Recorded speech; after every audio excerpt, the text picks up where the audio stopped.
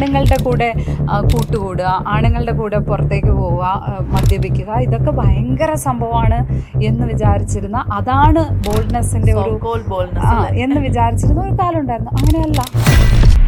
പെൺപിള്ളേരെന്ന് പറഞ്ഞു കഴിഞ്ഞാൽ പലരുടെയും മൈൻഡിലുണ്ടല്ലോ, അച്ചടക്കം വേണം, ഭയങ്കര കാമായിരിക്കണം, ഭയങ്കര പ്ലീസിങ് ആയിരിക്കണം, കാലിന്റെ മേളിൽ കാല് കയറ്റി വെക്കരുത്. ഇങ്ങനെ ഇരുന്ന് കഴിഞ്ഞാൽ അഹങ്കാരി ആയല്ലോ. ഞാൻ എപ്പോഴും കോമ്പീറ്റ് ചെയ്യാൻ നോക്കുന്നത് എന്തുകൊണ്ടോ ആണുങ്ങളോടാണ്. അതെന്തുകൊണ്ടാ? ഇപ്പോൾ 10-20 കൊല്ലം മുന്നേ നമ്മളൊരു ഭയങ്കര സ്ത്രീവിരുദ്ധമായ തമാശ കേട്ട് ആൺകുട്ടികളുടെ ഇടയിലിരുന്ന് ചിരിച്ചിട്ടുണ്ടാവും. അന്ന് അവർ പറയും, നീ ഭയങ്കര ഓക്കെയാണ്, നിന്നോട് ഞങ്ങൾക്കൊരു ജെൻഡർ ഡിഫറൻസ് ഇല്ലാതെ ഇടപെടാൻ പറ്റുന്നുണ്ട് എന്ന് പറയുമ്പോൾ അന്ന് നമുക്ക് ഭയങ്കര ഓക്കെ ആയിരുന്നു. ഓ, ഞാനും ഈ ആൺകുട്ടികളെ പോലെ ഒരാളാണ്, അതെത്ര പൊളിറ്റിക്കലാണ്, അതെത്ര സ്ത്രീവിരുദ്ധമാണ് എന്ന് നമുക്ക് പിന്നീട് മനസ്സിലാവും. എന്നെ ഒന്ന് ടാർണിഷ് ചെയ്യാം, എന്നെ ഒന്ന് ഡിസ്ക്രെഡിറ്റ് ചെയ്യാം എന്നുള്ള മട്ടിൽ പല ഇടങ്ങളിൽ നിന്നായിട്ട് എൻ്റെ പേര് വന്നിട്ടുണ്ട്. അതെന്തുകൊണ്ടാണെന്ന് സത്യത്തിൽ ഇപ്പോഴും മനസ്സിലായിട്ടില്ല. ഇവരെ ഒന്നും അകത്താക്കുവാനുള്ള ബലം നമ്മുടെ നിയമത്തിനില്ല. അതിൻ്റെ പേരിൽ സോഷ്യൽ മീഡിയ അറ്റാക്കും ട്രോളും ഒക്കെ കിട്ടുന്നുണ്ട്. പക്ഷേ ഞാൻ അതിനകത്ത് എനിക്ക് വളരെ ഇമോഷണലി എന്നെ ടച്ച് ചെയ്യുന്ന ഒത്തിരി കാര്യങ്ങളുണ്ടായിട്ടുണ്ട്. ഡിസ്ക്രെഡിറ്റ് ചെയ്യുകയല്ല, അതിനുള്ള ശ്രമം പല ഭാഗത്തുനിന്നും ഉണ്ടായിട്ടുണ്ട്. നമ്മുടെ ജേർണലിസ്റ്റ് സർക്കിളിൽ അതുണ്ടാവുന്നുണ്ട്. നമ്മൾ കരഞ്ഞാൽ പറയും, അതേ കരഞ്ഞു, ചുമ്മാ കള്ളക്കണ്ണീര് എന്ന് പറയും, റീച്ചിന് വേണ്ടി കരഞ്ഞു എന്ന് പറയും. കരഞ്ഞില്ലെങ്കിൽ പറയും, അതാ കണ്ടില്ലേ, കരച്ചിൽ പോലും വരുന്നില്ല, ഇവിടെയൊക്കെ പോയി ഇത്രയും മനുഷ്യത്വം ഇല്ലാതെ ചോദിച്ചു. അങ്ങോട്ടും ഇങ്ങോട്ടുള്ള ചാനൽസിന്റെ മത്സരത്തിനിടയിൽ സത്യത്തിൽ നമ്മൾ ആദ്യം ഇത് കൊടുത്തു എന്നുള്ളത് കാണിക്കാനുള്ള ഒരു വ്യഗ്രതയിൽ സംഭവിച്ചു പോയതാണ്. സത്യത്തിൽ നമുക്കും അങ്ങനെ ഒരു വാർ സിറ്റുവേഷൻ നമ്മളെ പോലുള്ള ജേർണലിസ്റ്റുകൾക്ക് സത്യത്തിൽ അത്ര പരിചയമില്ല. നമ്മൾ ഈ റേറ്റിംഗ് ചാർട്ട് നോക്കിയിട്ട് മറ്റേ ഇന്ന പോലെ പോയി കഴിഞ്ഞാൽ ഇപ്പം നമ്മൾ ഈ ചാർട്ടിൽ ഇത്രയും കയറും എന്ന് പറയുന്ന ഒരു കാൽക്കുലേഷൻ വെച്ചിട്ടോ എന്തോ അങ്ങനെ ചിലരുടെ ശബ്ദമൊക്കെ ഒന്ന് ഉയർന്നു പോയിട്ടുണ്ട്. അങ്ങനെ ഒരു ബഹളമൊക്കെ ചില സ്റ്റുഡിയോസിലും ഉണ്ടായിട്ടുണ്ട്. അപ്പോൾ അത് പറയേണ്ടി വരുമ്പോൾ സ്വാഭാവികമായും നമുക്ക് ഉള്ളിൻ്റെ ഉള്ളിൽ കരയും. ചിലപ്പോൾ കണ്ണീര് പുറമേക്ക് വരില്ല, പക്ഷെ നമ്മൾ തകർന്നിട്ടായിരിക്കും പറയുന്നത്. Hello and welcome to Movie Well Media. It's me Noorjahan and ഇന്ന് എൻ്റെ കൂടെയുള്ളത് ലക്ഷ്മി പത്മ. വെൽക്കം. ഹായ്. ഒരു സ്ട്രോങ് വുമൻ എന്ന് ഞാൻ അഡ്രസ് ചെയ്തോട്ടെ? ആണോ? എനിക്കങ്ങനെ തോന്നുന്നു. ഓക്കെ. ഒരു സ്ട്രോങ് വുമൻ എന്ന് പലരും പലതവണ പറഞ്ഞിട്ടുണ്ടാകും അല്ലേ? പറഞ്ഞിട്ടുണ്ട്. അപ്പോൾ ഇതിന് ഈ ഒരു പക്ഷെ അങ്ങനെ ആണോ എന്ന കാര്യത്തിൽ എനിക്ക് ഉള്ളിൻ്റെ ഉള്ളിൽ ചില സംശയമൊക്കെ തോന്നാറുണ്ട്. എന്തുകൊണ്ടാ സംശയം തോന്നാറ്? ലൈഫിൽ സക്സസ്ഫുൾ ആയിട്ടുള്ള ഒരാളല്ലേ?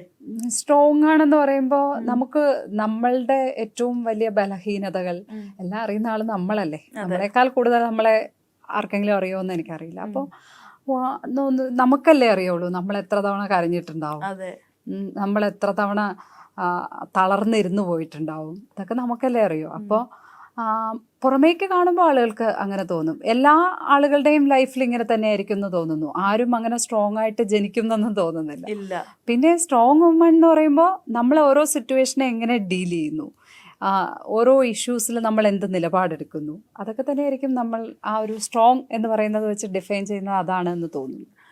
ഞാൻ ഈ പറഞ്ഞ പോലെ ഇപ്പം ഒരുപാട് പേര് പറഞ്ഞിട്ടുണ്ടെന്ന് പറഞ്ഞു, അറ്റ്ലീസ്റ്റ് ഒരു 10 പേരെങ്കിലും പറഞ്ഞിട്ടുണ്ടായിരുന്നു സ്ട്രോങ് വുമൻ എന്ന്. അപ്പോൾ ഒട്ടും ഈസി അല്ല ഒരു സ്ട്രോങ് വുമൻ ആകുക എന്നുള്ളത്. അതിന് പുറകിൽ ഒരുപാട് ബാറ്റിൽസ് കടന്നു വന്നിട്ടുണ്ടായിരിക്കും. എന്തൊക്കെയായിരുന്നു ആ ബാറ്റിൽസ്? അല്ലെങ്കിൽ ലക്ഷ്മി പത്മ എന്ന സ്ട്രോങ് വുമൻ മീൻസ് എന്താണ്? ഞാൻ ഇപ്പോഴും എനിക്കതിനകത്ത് സംശയമുണ്ട്, എങ്കിൽ പോലും പറയാം. അങ്ങനെയെങ്കിലും കുറച്ചു പേർക്കെങ്കിലും അങ്ങനെ തോന്നിയിട്ടുണ്ടല്ലോ, അതുകൊണ്ട് പറയാം. ഉറപ്പായിട്ടും നമ്മൾ കുട്ടിക്കാലം മുതൽ ഫേസ് ചെയ്യുന്ന ഒരുപാട് കാര്യങ്ങളുണ്ട്. അതിനകത്ത് ഞാൻ വളർന്നു വന്ന തികച്ചും ഒരു ഗ്രാമീണമായിട്ടുള്ളൊരു ചുറ്റുപാടിൽ നിന്നാണ്. അപ്പം തന്നെ അവിടെ നിന്ന് ആ ഒരു ലെയർ പൊട്ടിച്ച് നമ്മൾ പുറത്തേക്ക് വരുമ്പോൾ അത് നമ്മളുടെ വസ്ത്രധാരണത്തിൽ തുടങ്ങി, നമ്മുടെ ചിന്താഗതിയിൽ തുടങ്ങി, നമ്മൾ അതിലെല്ലാം നമ്മൾ ഓരോ കാലത്തിനനുസരിച്ച് മാറ്റം ഉൾക്കൊള്ളാൻ ഞാൻ നോക്കിയിട്ടുണ്ട്. പേഴ്സണലി ഞാൻ അങ്ങനെ നോക്കിയിട്ടുണ്ട്. അതായത് ചിലപ്പം നമുക്കൊരു 20 കൊല്ലം മുന്നേ ശരിയാണ് എന്ന് തോന്നുന്ന ഒരു കാര്യങ്ങളായിരിക്കില്ല ഇപ്പോൾ ശരിയാണെന്ന് തോന്നുന്നത്. അപ്പം നമ്മൾ ചുറ്റുപാടുന്ന് അത്തരം മാറ്റങ്ങൾ ഉൾക്കൊള്ളാൻ നോക്കിയിട്ടുണ്ട്. അത്തരം പല തരത്തിലുള്ള സുഹൃത്തുക്കളെ നമ്മുടെ ജീവിതത്തിലേക്ക് കൊണ്ടുവന്നിട്ടുണ്ട്.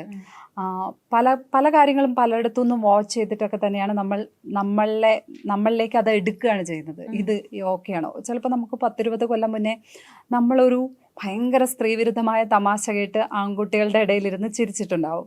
അന്ന് അവർ പറയും, ഓക്കെ നീ ഇപ്പം ഞങ്ങളുടെ കൂട്ടത്തിലൊരാളായി, നീ ഭയങ്കര ഓക്കെയാണ്, നീ ഭയങ്കര നിന്നോട് ഞങ്ങൾക്കൊരു ജെൻഡർ ഡിഫറൻസ് ഇല്ലാതെ ഇടപെടാൻ പറ്റുന്നുണ്ട് എന്ന് പറയുമ്പോൾ അന്ന് നമുക്ക് ഭയങ്കര ഓക്കെ ആയിരുന്നു. ഓ ഞാനും ഈ ആൺകുട്ടികളെ പോലെ ഒരാളാണ് എന്ന് പറയുന്നതായിരിക്കും ആ സമയത്ത് എൻ്റെ നിലപാടോ ആ സമയത്ത് എൻ്റെ പൊളിറ്റിക്സോ അതായിരിക്കും. കുറച്ച് കഴിയുമ്പോഴാണ് നമുക്ക് മനസ്സിലാവുന്നത് അതെന്തൊരു ഓഞ്ഞ കോമഡിക്കാണ് ഞാൻ ചിരിച്ചത്, അതെത്ര പൊളിറ്റിക്കലാണ്, അതെത്ര സ്ത്രീവിരുദ്ധമാണ് എന്ന് നമുക്ക് പിന്നീട് മനസ്സിലാവും. അപ്പോൾ പിന്നെ അത് പറയുമ്പോൾ വലിയൊരു സംഭവമായിട്ട് ആ സമയത്ത് തോന്നുന്നുണ്ട്. ആണുങ്ങളുടെ കൂടെ കൂട്ടുകൂടുക, ആണുങ്ങളുടെ കൂടെ പുറത്തേക്ക് പോവുക, മദ്യപിക്കുക, ഇതൊക്കെ ഭയങ്കര സംഭവമാണ് എന്ന് വിചാരിച്ചിരുന്ന, അതാണ് ബോൾഡ്നെസ്സിന്റെ ഒരു എന്ന് വിചാരിച്ചിരുന്ന ഒരു കാലം ഉണ്ടായിരുന്നു. അങ്ങനെയല്ല എന്ന് പറയുന്നത് നമ്മൾ നമ്മുടെ ശക്തി ശരിക്കും തിരിച്ചറിയുന്നത് അപ്പോഴാണത് ആ ഒരു പൊസിഷനിലേക്ക് നമ്മൾ എത്തുക എന്നാണ് തോന്നുന്നത്. അല്ലാതെ നമ്മൾ കുറച്ച് മല്ലന്മാരുടെ കൂടെ നടന്നതുകൊണ്ട് നമ്മൾ സ്ട്രോങ് ആവുന്ന എനിക്ക് തോന്നുന്നില്ല. അതുപോലെ ഈ പറയുന്ന നമ്മളുടെ ഈ കാഴ്ചപ്പാടുകളിൽ മാറ്റം വരുത്തുക, അതിന് നമ്മൾ നിരന്തരം എപ്പോഴും വായിച്ചുകൊണ്ടിരിക്കണം എന്നുള്ളതല്ല, പക്ഷെ നിരീക്ഷിച്ചുകൊണ്ടിരിക്കുക, ആ കാര്യങ്ങൾ നമ്മളിലേക്ക് എടുത്തുകൊണ്ടിരിക്കുക എന്നുള്ളതാണ്, പുതിയ കാര്യങ്ങൾ. അപ്പോൾ നമ്മളൊരു അത്തരം നമ്മുടെ പൊളിറ്റിക്സിലാണെങ്കിലും നമ്മുടെ ചിന്തയിലാണെങ്കിലും ആ ഒരു റിഫൈൻമെൻറ്റ് വരുമ്പോഴാണ് നമ്മൾ സ്ട്രോങ് ആവണമെന്നാണ് എനിക്ക് തോന്നുന്നത്. ഈ പറഞ്ഞപ്പോഴോർത്തത്, ഇപ്പോൾ ഈ ഒരു 3 പെൺപിള്ളേരുള്ള വീട്ടിലൊക്കെ ആണെങ്കിലേ അതിൽ നല്ല സ്ട്രോങ് ആയിട്ടുള്ള ഒരാൾ കാണുമല്ലോ. അപ്പൊ അവരെ പൊതുവെ പറയുന്ന ഇതാണ് വീട്ടിലെ ആൺകുട്ടി. കേട്ടില്ലേ, നമ്മള് ഒരു വീട്ടിലൊക്കെ ചിലപ്പോ ഗസ്റ്റ് ആയിട്ട് പോകുമ്പോഴത്തേക്ക് ഇവിടുത്തെ ആൺകുട്ടി ഇതാ, പെൺപിള്ളേര് മാത്രമുള്ള വീട്ടിലാണെങ്കിൽ. പക്ഷെ തിരിച്ച് നമ്മൾ ഇതുവരെ പറയുന്ന കേട്ടിട്ടില്ല. തിരിച്ചു പറയുകയാണെങ്കിൽ അവർക്ക് അതൊരു ഇൻസൾട്ട് ആയിരിക്കും അല്ലേ? അങ്ങനത്തെ ഒരു കാര്യം തന്നെയല്ലേ നേരത്തെ പറഞ്ഞു പോയത്? അതെ. ഞാൻ പറഞ്ഞ ഈ എൻ്റെ ഒരു ആ ഗ്രാമീണമായ ചുറ്റുപാടിൽ അങ്ങനെയൊക്കെ തന്നെയായിരുന്നു. അതിൽ നിന്ന് നമ്മള് പൊളിച്ച് പുറത്തു വരിക എന്ന് പറഞ്ഞാൽ ഒരു പക്ഷേ ഒരു ടൗണിൽ വളർന്ന കുട്ടിയെ സംബന്ധിച്ചിടത്തോളം ഉള്ളതിനേക്കാളും ഒരു ഇരട്ടി സ്ട്രഗിൾ നമുക്ക് അതിന് ആവശ്യമുണ്ട്, ഇരട്ടി എനർജി ആവശ്യമുണ്ട് അതിന്. പലപ്പോഴും പലരും വളരെ സ്ത്രീവിരുദ്ധമായ നിലപാടുകൾ എടുക്കുകയും പഴഞ്ചൻ സെറ്റപ്പിൽ നിൽക്കുകയും ചെയ്യുമ്പോൾ പലപ്പോഴും കുറ്റപ്പെടുത്താൻ തോന്നാത്തതും അതുകൊണ്ടാണ്. അവർക്കതിനുള്ള അവസരം കിട്ടിക്കാണില്ല, ഒരിക്കലില്ല, കിട്ടാത്തവരായിരിക്കാം അങ്ങനെ നിൽക്കുന്നത്. അപ്പോൾ നമ്മൾ തിരിഞ്ഞു നിന്ന് കുറ്റം പറഞ്ഞിട്ട് കാര്യമില്ല. എപ്പോഴും പറയാറുണ്ട്, സ്ത്രീകൾ തന്നെ സ്ത്രീകൾക്കെതിരെ പറയുന്നു, അല്ലെങ്കിൽ അമ്മായി അമ്മയാണ് പ്രശ്നം, ഇങ്ങനെയൊക്കെ പറയുന്നത്. അവരെ അങ്ങനെയുള്ള അമ്മായി അമ്മമാരൊക്കെ ഈ സിസ്റ്റം വളർത്തിയെടുത്തതാണല്ലേ. അതുകൊണ്ട് അങ്ങനെ തിരിഞ്ഞു നിന്ന് കുറ്റം പറയാനും പറ്റില്ല എന്നുള്ളതാണ്. ഈ നമ്മൾ നേരത്തെ പറഞ്ഞ പോലെ തന്നെ പ്രത്യേകിച്ച് ഒരു ഗ്രാമത്തിൽ നിന്ന് വളർന്ന ഒരാളെന്ന നിലയിൽ ആ സമയത്ത് ഇപ്പോഴും പെൺപിള്ളേരെന്ന് പറഞ്ഞു കഴിഞ്ഞാൽ പലരുടെയും മൈൻഡിലുണ്ടല്ലോ, അച്ചടക്കം വേണം, ഭയങ്കര കാമായിരിക്കണം, ഭയങ്കര പ്ലീസിങ് ആയിരിക്കണം, അങ്ങനെ ഈവൻ ഇരിക്കുമ്പോൾ പോലും ഒതുക്കം വേണം, നടത്തത്തിൽ ഒതുക്കം വേണം, ചിരിച്ച ശബ്ദം പുറത്തു വരരുത്, കാലിന്റെ മുകളിൽ കാല് കയറ്റി വെക്കരുത്, ഇങ്ങനെ ഇരുന്ന് കഴിഞ്ഞാൽ അഹങ്കാരി ആയല്ലോ. അപ്പോൾ അങ്ങനെയൊക്കെ ഉള്ളൊരു ബോക്സിൽ എപ്പോഴെങ്കിലും അകപ്പെട്ടിട്ടുണ്ടോ? ഉറപ്പായിട്ടുണ്ട്. ഞാൻ എൻ്റെ ഒരു സ്കൂളിൽ പഠിക്കുമ്പോഴൊക്കെ ഞാൻ സത്യം പറഞ്ഞ ഒരു റെബല്യസ് ആയിട്ടുള്ള വളരെ റെബൽ നേച്ചറുള്ള ഒരാളാണ് സ്കൂളിൽ പഠിക്കുമ്പോൾ. ചട്ടമ്പിയായിരുന്നു. എനിക്ക് എന്തുകൊണ്ടോ എപ്പോഴും എൻ്റെ ഒരു ഫൈറ്റ് എപ്പോഴും ആൺപിള്ളേരുടെ അടുത്തായിരുന്നു എന്ന് എനിക്ക് തോന്നാറുണ്ട്. എനിക്ക് ഒരിക്കലും പെൺകുട്ടികളോടല്ലായിരുന്നു എനിക്ക് ഫൈറ്റ്. എനിക്ക് എപ്പോഴും സ്റ്റിൽ എനിക്കത് അങ്ങനെ തന്നെയാണ് തോന്നുന്നത്. ഞാൻ എപ്പോഴും കോമ്പീറ്റ് ചെയ്യാൻ നോക്കുന്നത് എന്തുകൊണ്ടോ ആണുങ്ങളോടാണ്. അതെന്തുകൊണ്ടാ എനിക്കറിയില്ല, എൻ്റെ ഒരു വൈബ് മാച്ച് ആവുന്നല്ല, എനിക്ക് കോമ്പീറ്റൻസ് തോന്നിയിട്ടുള്ള ആണുങ്ങളോടാണ്. സ്ത്രീകളോട് എപ്പോഴും സ്ത്രീകൾ ഓക്കെ നമ്മൾ ഒരുമിച്ച് വളരേണ്ടവരാണ്, അല്ലെങ്കിൽ നമ്മൾ ഓക്കെ ആള് ചെയ്തത് ഓക്കെ, ചിലപ്പോൾ അസൂയൊക്കെ തോന്നും, അല്ലെങ്കിൽ ശരിക്കും ഞാൻ ചിലപ്പോൾ അവരെ പ്രതി അഭിമാനം തോന്നും, അസൂയ തോന്നും, എല്ലാം ചെയ്യുമെങ്കിലും ആ ഒരു വല്ലാത്ത കോമ്പീറ്റൻസ് വരുന്നത് എനിക്കെപ്പോഴും ആണുങ്ങളോടാണ്. അതെനിക്ക് എന്തുകൊണ്ടാണെന്ന് കറക്റ്റായിട്ട് മനസ്സിലായിട്ടില്ല. പക്ഷേ എനിക്ക് തോന്നുന്നു ഇപ്പം എൻ്റെ വീട്ടിൽ അമ്മ എന്നെ ഭയങ്കരമായിട്ട് മനസ്സിലാക്കുന്ന ഒരാളായിട്ടാണ് എനിക്ക് തോന്നിയിട്ടുള്ളത്. അമ്മ ഒരു കാര്യത്തിനും എന്നോട് വന്ന് ഫൈറ്റിന് വരില്ല. പക്ഷെ എൻ്റെ വീട്ടിൽ തുടക്കം മുതൽ എന്നോട് പല കാര്യങ്ങളിലും ഫൈറ്റ് ചെയ്തുകൊണ്ടിരുന്ന അച്ഛനാണ്. ചിലപ്പോൾ ആ ഫൈറ്റ് ആയിരിക്കാം എനിക്ക് പുറത്തേക്ക് ഇറങ്ങുമ്പോഴും എന്നാണ് എനിക്ക് തോന്നിയിട്ടുള്ളത്. എൻ്റെ ഒരു ഫൈൻഡിങ് ഞാൻ കുറേ കാലം ഇരുന്ന് ആലോചിച്ചിട്ടുണ്ട് അതെന്തുകൊണ്ടായിരിക്കും.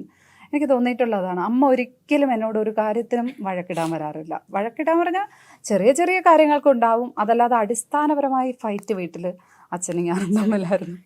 ഈ ഒരു കോമ്പറ്റീഷൻ എന്ന് പറഞ്ഞത് മേ ബി ആളുകൾ തെറ്റിദ്ധരിക്കും, ഇതൊരു വെറുപ്പാണോ, അല്ലല്ല പുരുഷന്മാരോട് വിരോധമാണോ? നോ. ഒരിക്കലും അല്ല. അല്ലല്ല, ജോലി സ്ഥലത്താണെങ്കിലും നമുക്ക് ഒരു എന്തിന്റെങ്കിലും പേരിൽ ഒന്ന് അങ്ങോട്ടും ഇങ്ങോട്ടും സംസാരിക്കുന്ന പലപ്പോഴും പുരുഷന്മാരോടായിരിക്കും. പുരുഷന്മാരോട് ആണ്. അതെ, ആ ഒരു ബോക്സിന്ന് നമ്മൾ നേരത്തെ ആ പറഞ്ഞു. ബോക്സ് എന്ന് വെച്ചാൽ ഞാൻ ആ ബോക്സിൽ പെട്ടിട്ടുണ്ട്. ഞാൻ ഈ സ്കൂളിൽ പഠിക്കുമ്പോൾ ഇങ്ങനെ ഭയങ്കര ബഹളം വെച്ച് നടന്ന, ഭയങ്കര സ്കൂളിലെല്ലാ പരിപാടിക്കൊക്കെ ഒക്കെ പങ്കെടുക്കുന്ന, എല്ലാ സ്പോർട്സ് ഐറ്റംസിലൊക്കെ പങ്കെടുക്കുന്ന, അങ്ങനെ ഭയങ്കര ബഹളം വെച്ച് നടന്ന ഒരാളാണ്. പക്ഷേ കോളേജിൽ എത്തിയപ്പോൾ മുതൽ നമുക്ക് എവിടെ നിന്നൊക്കെയോ കിട്ടുന്ന ഒരു ഫീഡിങ് എന്താണെന്ന് വെച്ചാൽ, നിങ്ങൾ ഭയങ്കര അച്ചടക്കമായിരിക്കണം, നിങ്ങൾ ആൺകുട്ടികളുടെ മുഖത്ത് അങ്ങനെ നോക്കാൻ പാടില്ല, അല്ലെങ്കിൽ അവിടെ പോയി ഒരു പ്രേമിച്ച് നടക്കാൻ പാടില്ല, അങ്ങനെയൊക്കെ പറഞ്ഞിട്ടും ഒക്കെ തന്നെ നമ്മളങ്ങ് പൊതുവെ നമ്മളെ ഒരു ഷെല്ലിനകത്താക്കി വെച്ചിട്ട് കോളേജിൽ പഠിക്കുന്ന പലർക്കും ഇപ്പോൾ എന്നെ കാണുമ്പോൾ ഓ അന്നത്തെ ആ പാവം കുട്ടിയാണോ എന്നൊക്കെ പറയും. ഒറ്റപ്പാല NSSന്റെ സൈഡിൽ കൂടി നടന്നു പോയ ആ പാവം പെൺകുട്ടിയാണെന്ന് നമുക്ക് തോന്നണില്ല എന്നൊക്കെ പറയും. ലക്ഷ്മി ഈ ലക്ഷ്മി രണ്ടാണെന്ന് അവര് പറയുന്നത്. പക്ഷെ എൻ്റെ ഉള്ളിൽ ഇങ്ങനെ ഒരു ലക്ഷ്മി ഉണ്ടായിരുന്നു, ഒരു തീ ഉണ്ടായിരുന്നു. ഒരു തീ. പക്ഷെ ആ സമയം എനിക്ക് ആരാവണം എന്നറിയില്ല. ഇപ്പൊ എൻ്റെ വളരെ അടുത്ത ഒരു സുഹൃത്ത് അന്ന് എൻ്റെ അടുത്ത് ഇങ്ങനെ ചോദിക്കുമായിരുന്നു, നിനക്ക് ആരാവണം? അപ്പോൾ ഞാൻ പുള്ളിക്കാരുടെ അടുത്ത് പറഞ്ഞു, എനിക്ക് അങ്ങനെ ആരും ആവണ്ട, എനിക്ക് ചിലപ്പം ഹൗസ് വൈഫ് ആയിരുന്നാ മതി എന്നൊക്കെ അന്ന് ഞാൻ പറഞ്ഞിട്ടുണ്ട്. എന്നിട്ട് അവരിപ്പോൾ ചോദിക്കുമ്പോൾ അത് കഴിഞ്ഞിട്ടാണ് നമ്മളിൽ ഇങ്ങനെ ആഗ്രഹം വരുന്നതും ഒക്കെ. സത്യത്തിൽ പ്രസ് ക്ലബ്ബിൽ പഠിക്കാൻ പോകുന്നത് വരെ ഞാൻ ജേർണലിസ്റ്റ് ആവണമെന്നൊന്നും വിചാരിച്ചിട്ടേ ഇല്ല, വിചാരിച്ചിട്ടില്ല. ഈ ഒരു പാവം കുട്ടി എങ്ങനെ പ്രസ് ക്ലബ്ബിൽ ചെന്ന് പെട്ടു? അത് നമുക്ക് ഒരിക്കലും ആ ഒരു വേ എങ്ങനെ സംഭവിച്ചെന്ന് മനസ്സിലാവുന്നില്ല. ഒന്നുമില്ല, എൻ്റെ അച്ഛൻ എന്നെ ടീച്ചറാക്കാനായിരുന്നു ആഗ്രഹം. വീട്ടിലെല്ലാവരും ടീച്ചർമാരാണ്, അച്ഛൻ്റെ പെങ്ങന്മാരെല്ലാവരും ടീച്ചർമാരാണ്, അച്ഛൻ്റെ അച്ഛൻ മാഷായിരുന്നു. അപ്പം ആ ഒരു ടീച്ചർ ഫാമിലിയിൽ എന്നെയും ടീച്ചറാക്കാമെന്നായിരുന്നു വിചാരിച്ചത്. അപ്പോൾ ഫിസിക്സിന് വേണ്ടത്ര മാർക്കില്ലാത്തത് കാരണം BEdന് അഡ്മിഷൻ കിട്ടാൻ കുറച്ച് വൈകി. അതായത് PGക്ക് പോകാനുള്ള മാർക്ക് അന്നേരം, അതായത് മെറിറ്റ് കിട്ടുന്ന ഒരു മാർക്ക് ഉണ്ടായില്ല.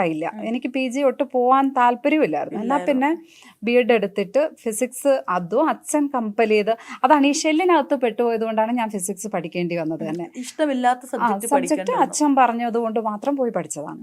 അപ്പോൾ എന്നാൽ പിന്നെ അച്ഛൻ തന്നെ വിചാരിക്കുകയാണ് എന്നെ ടീച്ചറാക്കാമെന്ന്. അപ്പോൾ ടീച്ചറാക്കാനുള്ള അതിനിടയിൽ കുറച്ച് ഗ്യാപ്പ്, BEdന് അഡ്മിഷൻ എടുക്കുന്നതിനിടയിൽ കുറച്ച് ഗ്യാപ്പ്. അപ്പോൾ അച്ഛൻ തന്നെ പറഞ്ഞു, എന്നാൽ പിന്നെ മോള് ഇവിടെ പ്രസ് ക്ലബ്ബിൽ ഇതിങ്ങനെ കോഴ്സുണ്ട്, അവിടെ ഒന്ന് പോയി ചേരുമോ എന്ന് ചോദിച്ചു. ഇലക്ട്രോണിക് ജേർണലിസം ചേരുക. അപ്പം അച്ഛൻ അന്ന് ഈ TV ഒക്കെ കണ്ട് ഭയങ്കര അതിൽ വളരെ ഇൻട്രസ്റ്റഡ് ആയി. ഭയങ്കര അച്ഛൻ സ്ഥിരം TV കാണുന്ന ഒരാളാണ്. അപ്പം അച്ഛൻ അതിൽ ഇലക്ട്രോണിക് ജേർണലിസം ഞാൻ പോയി ചേരുന്നതിനോട് അച്ഛനും ഇഷ്ടമായിരുന്നു.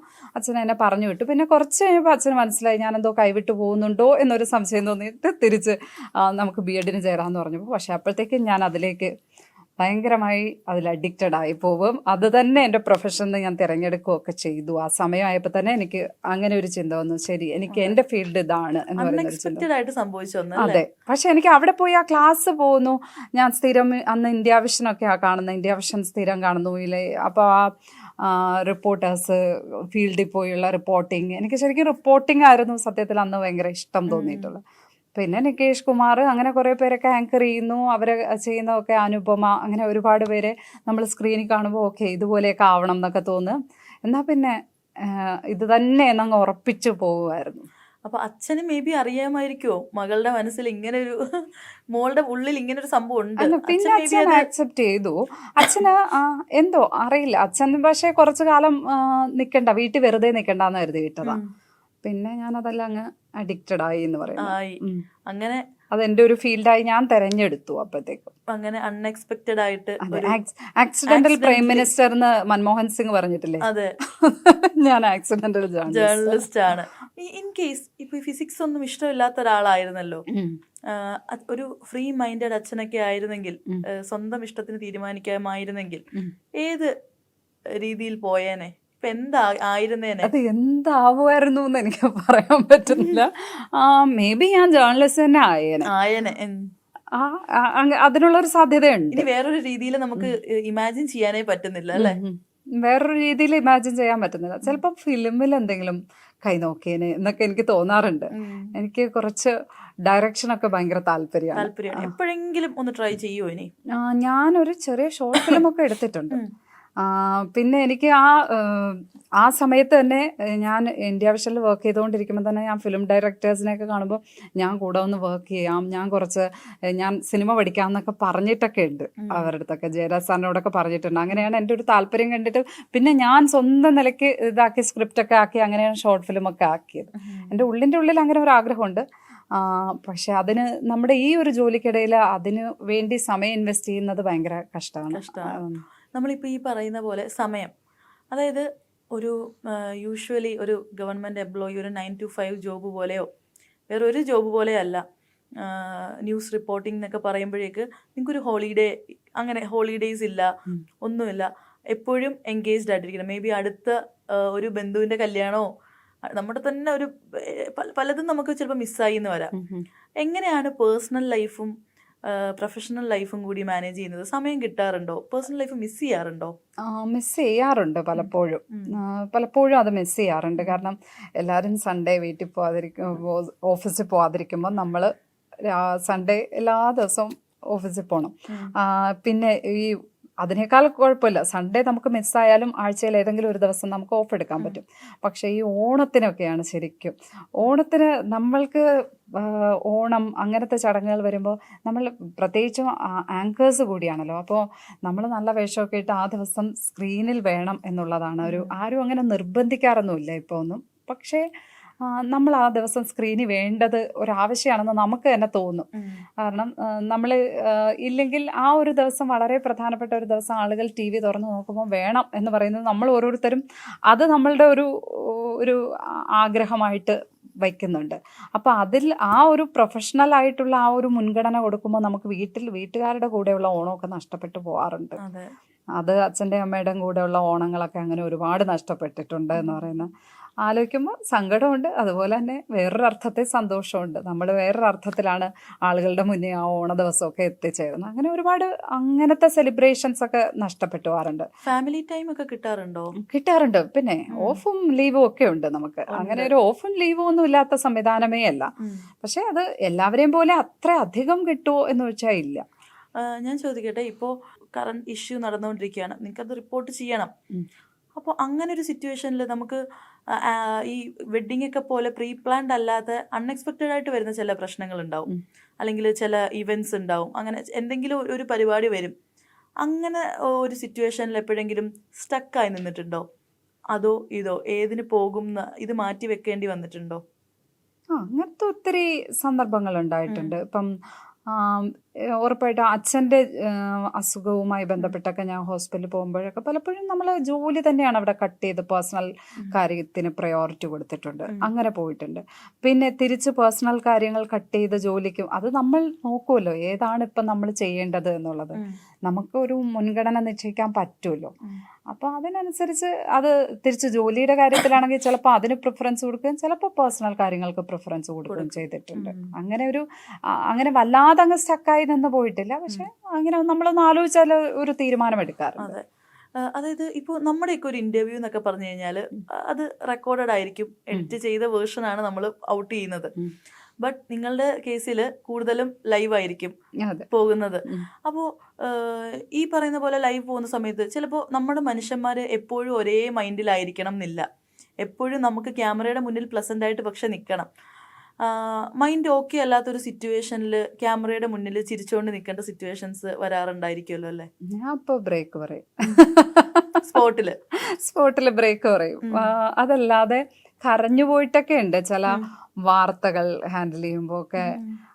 ഇമോഷണൽ ആവും. നമ്മൾ അന്നേരം ആരും കാണാതെയൊക്കെ കണ്ണുടച്ച് വാർത്ത വായിച്ചിട്ടൊക്കെ ഉണ്ട്. ബാലഭാസ്കർ എൻ്റെ സുഹൃത്തായിരുന്നു. അപ്പോൾ ബാലഭാസ്കറിൻ്റെ മരണം ശരിക്കും ഞങ്ങൾക്ക് കുറേ മീഡിയ ഫ്രണ്ട്സ് ഉണ്ട് പുള്ളിയുടെ. അപ്പം ഞങ്ങൾ ഓരോരുത്തരും, ഇപ്പോൾ ഞാൻ, എൻ്റെ ഫ്രണ്ട് ശ്രീജ, ഇവരൊക്കെ തന്നെയും ബാലഭാസ്കറിൻ്റെ മരണം വന്ന് ഞാനൊന്ന് മോർണിംഗ് ഷോയിൽ ഉണ്ടായിരുന്നു. അപ്പോൾ അത് പറയേണ്ടി വരുമ്പോൾ സ്വാഭാവികമായും നമുക്ക് ഉള്ളിൻ്റെ ഉള്ളിൽ കരയും. ചിലപ്പോൾ കണ്ണീര് പുറമേക്ക് വരില്ല, പക്ഷെ നമ്മൾ തകർന്നിട്ടായിരിക്കും പറയുന്നത്. പക്ഷെ അത് മനുഷ്യർക്ക് ആ അർത്ഥത്തിൽ മനസ്സിലാവണം എന്നൊന്നുമില്ല, നമ്മൾ അത്രയും തകർന്നിട്ടാണ് സംസാരിക്കണമെന്ന്. അതുപോലെ ഒരുപാട് കാര്യങ്ങളിൽ എനിക്ക് ചിലപ്പോൾ ചെറിയ കാര്യങ്ങൾ മതി എന്നെ ഞാൻ പെട്ടെന്ന് ഇമോഷണൽ ആവുന്ന ആളാണ്. ഞാൻ പറഞ്ഞില്ലേ, നേരത്തെ പറഞ്ഞ ക്വസ്റ്റ്യനുമായി കണക്ട് ചെയ്താൽ സ്ട്രോങ് ആണോ എന്ന് വെച്ചാൽ പെട്ടെന്ന് കരയുന്ന ആൾ കൂടിയാണ്. പെട്ടെന്ന് കരയുന്ന ആളുകളെല്ലാം സ്ട്രോങ് അല്ലേ എന്ന് വെച്ചാൽ ഞാൻ പറയുന്ന ആ ഡെഫിനേഷനിൽ കരയുന്ന ആളുകൾ സ്ട്രോങ് അല്ലാതിരിക്കുന്നില്ല, ദുർബലരല്ല. അപ്പോൾ എനിക്ക് തോന്നിയിട്ടുള്ള പലപ്പോഴും മുന്നേ പോകുന്ന ഒരു സ്റ്റോറി അത് ഭയങ്കര നമ്മളെ ഇമോഷണലി ഹോണ്ട് ചെയ്യുന്ന ഒന്നാണെങ്കിൽ ചിലപ്പം അത് കഴിയുമ്പോഴത്തേക്കും ഒന്ന് കണ്ണൊക്കെ ഇതാക്കാറുണ്ട്. പിന്നെ തീരെ മാനേജ് ചെയ്യാൻ പറ്റാത്തതാണെങ്കിൽ ബ്രേക്ക് പറയാറുണ്ട്. അങ്ങനെ ബ്രേക്ക് പറഞ്ഞൊരു സിറ്റുവേഷൻ ഈ അടുത്ത് തന്നെ ഉണ്ടായിട്ടുണ്ട്. ഈ അടുത്ത് തന്നെ ഒരു നിങ്ങൾക്ക് ചിലപ്പോൾ അറിയായിരിക്കും, ഇതുമായി ബന്ധപ്പെട്ട് അതിൻ്റെ പേരിൽ സോഷ്യൽ മീഡിയ അറ്റാക്കും ട്രോളും ഒക്കെ കിട്ടുന്നുണ്ട്. പക്ഷേ ഞാൻ അതിനകത്ത് എനിക്ക് വളരെ ഇമോഷണലി എന്നെ ടച്ച് ചെയ്യുന്ന ഒത്തിരി കാര്യങ്ങളുണ്ടായിട്ടുണ്ട്. അപ്പം ഞാൻ അതിനകത്ത് അത് പറഞ്ഞു കഴിയുമ്പോൾ ഞാൻ കുറച്ച് അത് കരയല്ല, നമ്മൾ ഒന്ന് ഓക്കെ അല്ലാതിരിക്കില്ല, നമുക്ക് ഒന്ന് ബ്രീത്ത് എടുക്കാൻ തോന്നില്ലേ, ഞാൻ അതിനുവേണ്ടി ഒരു ബ്രേക്ക് എടുത്തിട്ടുണ്ട്. അതല്ലാതെ കരഞ്ഞു പോയിട്ടും ഉണ്ട് സത്യത്തിൽ. അത് ഓണെയർ കരഞ്ഞു പോയിട്ടുള്ള അത് പിന്നീട് എല്ലാവരും ഇപ്പോൾ കോമഡി ആയിട്ട് പറയും. നമ്മൾ കിം കിടുക്ക് മരിച്ചിട്ട് ഞങ്ങളെല്ലാവരും കൂടി ലൈവിലേക്ക് പോയി നിൽക്കുമ്പോൾ എന്നെ നിർബന്ധിച്ച് കൊണ്ടുപോവാണ്. അപ്പോൾ എനിക്ക് പെട്ടെന്ന് ഈ നമ്മൾ കോവിഡിൽ എല്ലാവരും കൂടി അടഞ്ഞിരിക്കുന്ന ഒരു സമയം കൂടിയാണ്. അന്നേരം ശരിക്കും അവിടെ ഫെസ്റ്റിവൽ നടക്കേണ്ടുന്ന ഡിസംബർ ടൈമിലാണ് മറ്റാണ് കിം കിടുക്ക് മരിക്കുന്നത്. ആ സമയത്ത് ഇങ്ങനെ നമ്മളെ ലൈവിലേക്ക് നിർബന്ധിച്ച് കൊണ്ടുപോയി നിർത്തുകയും ഏഷ്യാനെറ്റിൽ വെച്ച് ഞാൻ പെട്ടെന്ന് ഈ മൊത്തത്തിൽ ഉള്ള നമ്മുടെ ഒരു അടഞ്ഞിരിപ്പും, ഇദ്ദേഹത്തെ നമുക്ക് ഭയങ്കര ഇഷ്ടമാണ്, ഇദ്ദേഹത്തിൻ്റെ സിനിമകൾ കാണാൻ വേണ്ടി നമ്മളിങ്ങനെ പോയതും, ആ ഫെസ്റ്റിവൽ കാലം മിസ് ചെയ്യുന്നതും, കിങ്കിടുക്ക് മരിച്ചു പോയല്ലോ ഇത്രയും ചെറിയ പ്രായത്തിലെന്ന് വിചാരിക്കും, അങ്ങനെയൊക്കെ വിചാരിച്ചിട്ട് ഒറ്റ കരച്ചിൽ. അത് പക്ഷേ അതൊക്കെ ലൈവിൽ സംഭവിച്ചു പോയിട്ടുണ്ട്. അങ്ങനെ അല്ലാത്ത എനിക്ക് പലപ്പോഴും ചില വേദികളിലൊക്കെ പ്രസംഗിച്ചുകൊണ്ടിരിക്കുമ്പോഴൊക്കെയാണ്, അല്ലെങ്കിൽ ചില സ്ഥലങ്ങളിലേക്ക് എനിക്ക് ഒന്നാമത് ഈ പ്രസംഗം തീരെ വഴങ്ങാത്തൊരു സാധനമാണ്. ക്യാമറയുടെ മുന്നിൽ നിന്ന് നമ്മൾ എന്തും സംസാരിക്കും, പക്ഷേ പബ്ലിക് ഒരു അല്ലാത്ത ഇടത്ത് പോയാൽ എനിക്ക് എൻ്റെ ഇമോഷൻസിനെ ഒന്നും ചിലപ്പോൾ കൺട്രോൾ ചെയ്യാൻ പറ്റില്ല. എനിക്ക് എന്തെങ്കിലും വിഷമം വന്നാൽ ചിലപ്പോൾ മൈക്കിൻ്റെ മുന്നിൽ തന്നെ നിന്ന് കരഞ്ഞു പോയ സന്ദർഭങ്ങളൊക്കെ ഉണ്ടായിട്ടുണ്ട്. അതുപോലെ ഇപ്പോൾ നമ്മൾ ഈ റിപ്പോർട്ട് നടക്കുന്ന സമയങ്ങളിൽ പലപ്പോഴും ഇപ്പം നമ്മുടെ ഫ്ലഡ് വരുന്ന സമയത്ത്, അതുപോലെ ചൂരൽമല ഇൻസിഡൻറ്റ് നടന്ന സമയത്ത്, ഇതൊക്കെ എന്ന് പറയുമ്പോഴത്തേക്ക് നമുക്ക് ടി വിയിൽ കാണുമ്പോൾ തന്നെ ഭയങ്കര ഹാർട്ട് ബ്രേക്കിംഗ് ആയിട്ടുള്ള സംഭവങ്ങളായിരിക്കും നമ്മൾ കാണുന്നത്. അപ്പം നിങ്ങൾ കുറച്ചുകൂടെ അതിലും റോ ആയിട്ട് അത് എക്സ്പീരിയൻസ് ചെയ്യുന്നുണ്ട്. അപ്പോൾ പരിചയമില്ലാത്തവർക്ക് വേണ്ടിയിട്ടും കരഞ്ഞിട്ടുണ്ടാവുമല്ലോ? ഉറപ്പായിട്ടും. നമുക്ക് അതിനകത്ത് പരിചയം എന്ന് പറയുന്ന ഒന്നും ഒരു കാര്യമല്ല. അതിനകത്ത് ചെറിയ കുട്ടികൾ മരിച്ചിട്ട് ട്രിവാൻഡ്രത്ത് ആക്സിഡൻ്റ് ഉണ്ടായപ്പോൾ ഓരോ കുട്ടികളെയും ഈ കുട്ടി മരിച്ചു, ഈ കുട്ടി ഓരോ മക്കളുടെയും പേരിങ്ങനെ പറഞ്ഞിട്ട് ഇവർ മരിച്ചാണോ എന്ന് ക്രോസ് ചെക്ക് ചെയ്യാൻ വേണ്ടി ആ പ്രിൻസിപ്പളിൻ്റെ അടുത്തേക്ക് പോകുമ്പോൾ ഒക്കെ നമ്മൾ കരഞ്ഞുകൊണ്ടാണ് സത്യത്തിൽ പോകുന്നത്. പിന്നെ ശ്രീനാഥ് മരിച്ചിട്ട് അദ്ദേഹത്തിൻ്റെ ഭാര്യയുടെ ബൈറ്റ് എടുക്കാൻ പോകുമ്പോൾ അവർ പൊട്ടിക്കരയുമ്പോൾ അവരുടെ കൂടെ ഇരുന്ന് നമ്മൾ കരഞ്ഞു പോവും. പിന്നെ അതൊന്നും ക്യാമറയിൽ വരില്ല. അതൊക്കെ ഇപ്പോഴൊക്കെ ആണെങ്കിൽ പലപ്പോഴും ക്യാമറയിലൊക്കെ അത് വന്ന് വേറെ തരത്തിലൊക്കെ ആവും. പക്ഷെ അന്നത്തെ നമ്മളത് കണ്ണുനീര് അവിടെ വെച്ചിട്ട് ബൈറ്റ് എടുക്കും. ഈ ചൂരൽമലയിലൊക്കെ പോയപ്പം സത്യത്തിൽ ഈ ചെറിയ കുട്ടികളുടെ മൃതദേഹം കാത്തുവയ്ക്കുന്ന അച്ഛൻ, അവരുടെ അടുത്തൊക്കെ പോയി ബൈറ്റ് എടുക്കുമ്പോൾ അവർ കരയുമ്പോൾ നമ്മൾ സൈഡിൽ കൂടെ കണ്ണൊക്കെ തുടച്ച് നിൽക്കും. അത് നമ്മൾ ആരായാലും അങ്ങനെ ഇമോഷണലായി പോകുന്നതാണ് തോന്നുന്നത്. അവിടെ നമുക്ക് വലിയ പടച്ചട്ടയിട്ട് ഇവിടെ ജേർണലിസ്റ്റാണ് എന്ന് പറയുന്ന മുഖംമൂടിയൊന്നും പറ്റത്തില്ല, എല്ലാം മനുഷ്യരല്ലേ. അപ്പം അത്തരം വിഷയങ്ങൾ ഡീൽ ചെയ്യുമ്പോൾ ഉറപ്പായിട്ടും അങ്ങനെ ഇമോഷണലായി പോകാറുണ്ട്. ഈ പറയുന്നത് പോലെ തന്നെ ഏറ്റവും കൂടുതൽ ഇതിപ്പോൾ എൻ്റർടൈൻമെൻറ്റ് ജേർണലിസ്റ്റുകൾക്കാണെങ്കിലും എൻ്റർടൈൻമെൻറ്റ് മീഡിയയിലാണെങ്കിലും ന്യൂസ് റിപ്പോർട്ടിങ്ങിലാണെങ്കിലും പൊതുവേ പറയുന്ന ഒരു പേരാണ് മാപ്രകൾ, മാധ്യമ പ്രവർത്തകർ. അവർ ഭയങ്കര കട്ടി മനസ്സുള്ളവരാണ്. ഒരു മരണ വീട്ടിൽ പോയിട്ട് പോലും ഭയങ്കര റഫായിട്ട് അവരുടെ റീച്ചിന് വേണ്ടിയിട്ട് എന്തും ചോദിക്കുന്നവരാണ് എന്നൊക്കെ. അപ്പൊ ആ ഒരു സംഭവം പറയുമ്പോൾ ഈ ഒരു ഇമോഷണൽ വശം എനിക്ക് കണക്ട് ചെയ്യാൻ തോന്നുന്നു. അവര് അതങ്ങനെ പറഞ്ഞുകൊണ്ടേയിരിക്കും. അത് നമ്മൾ എന്ത് ചെയ്താലും ആ പറച്ചില് നമ്മൾ കേൾക്കേണ്ടവരാണ്. അതങ്ങനെ പറഞ്ഞുകൊണ്ടിരിക്കും. കേൾക്കേണ്ടവരാണെന്നല്ല, അങ്ങനെയാണ് സമൂഹം. നമ്മൾ കരഞ്ഞാൽ പറയും അതേ കരഞ്ഞു, ചുമ്മാ കള്ളക്കണ്ണീര് എന്ന് പറയും. റീച്ചിന് വേണ്ടി കരഞ്ഞു എന്ന് പറയും. കരഞ്ഞില്ലെങ്കിൽ പറയും അതാ കണ്ടില്ലേ, കരച്ചിൽ പോലും വരുന്നില്ല, ഇവിടെയൊക്കെ പോയി ഇത്രയും മനുഷ്യത്വം ഇല്ലാതെ ചോദിച്ചു എന്ന് പറയും. പിന്നെ അതിനകത്ത് നമ്മുടെ ഭാഗത്ത് നിന്ന് ചെറിയ മിസ്റ്റേക്സ് ഒക്കെ പറ്റിയിട്ടുണ്ട്. ഇതൊക്കെ സത്യം പറഞ്ഞാൽ ഒരു ലൈവാണല്ലോ. അതിനകത്ത് നമുക്കൊരിക്കലും ഒരു ഡ്രാമ ചെയ്യാനോ അതല്ലെങ്കിൽ ഒന്നിനും ഉള്ളൊരു ഗ്യാപ്പില്ല, ഒന്നിനുമില്ല. നമുക്കൊന്ന് പ്രിപ്പയർ ചെയ്യാനോ ഒന്നും ഉള്ള ഒരു ഗ്യാപ്പില്ല. ചിലപ്പോൾ നമ്മൾ ചോദിക്കുന്ന ഒരു ചോദ്യം അത് ചിലപ്പം ബാക്കിയുള്ളവർക്ക് കേൾക്കുമ്പോൾ അത് ഓടായി തോന്നാം, ഓക്കെ അല്ലായിരിക്കാം. അങ്ങനെയൊക്കെയുള്ള തെറ്റുകളൊക്കെ പലരുടെയും ഭാഗത്തു നിന്ന് ഉണ്ടായിട്ടുണ്ടാവും. അത് തിരുത്തി പോവുക എന്നുള്ളതേ ഉള്ളൂ.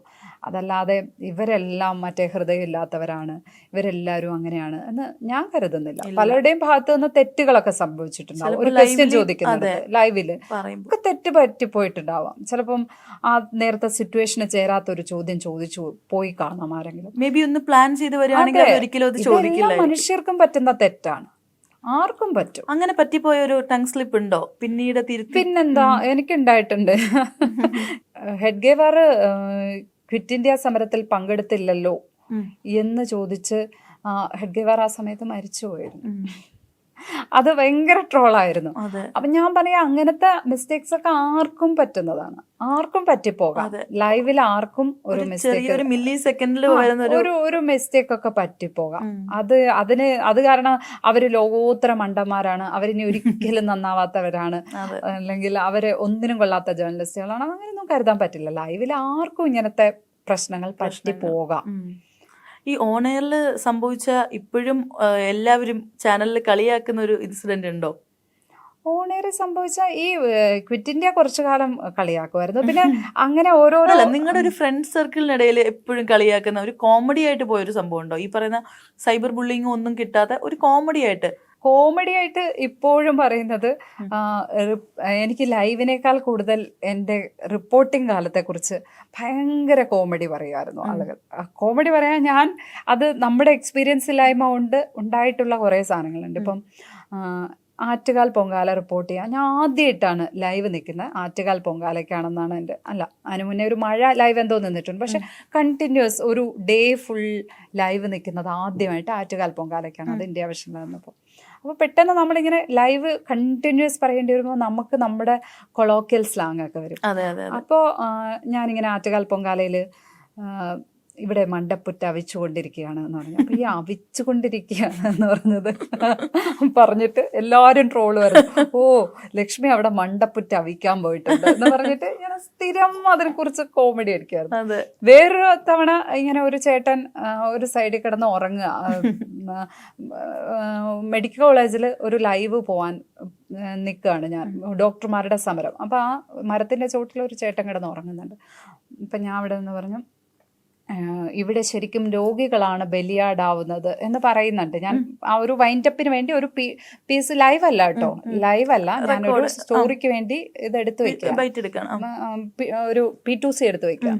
ഇവിടെ രോഗികളാണ് ബലിയാടാകുന്നത് എന്ന് പറയുമ്പോൾ ഈ ബലിയാട് എനിക്ക് അത്ര കിട്ടുന്നില്ല. അപ്പോൾ കുറച്ച് കഴിഞ്ഞപ്പോൾ ഈ ചേട്ടൻ തലവൊക്കെ പറഞ്ഞ്, അതെ ആ ബലിയാടാണ് പ്രശ്നം എന്ന്.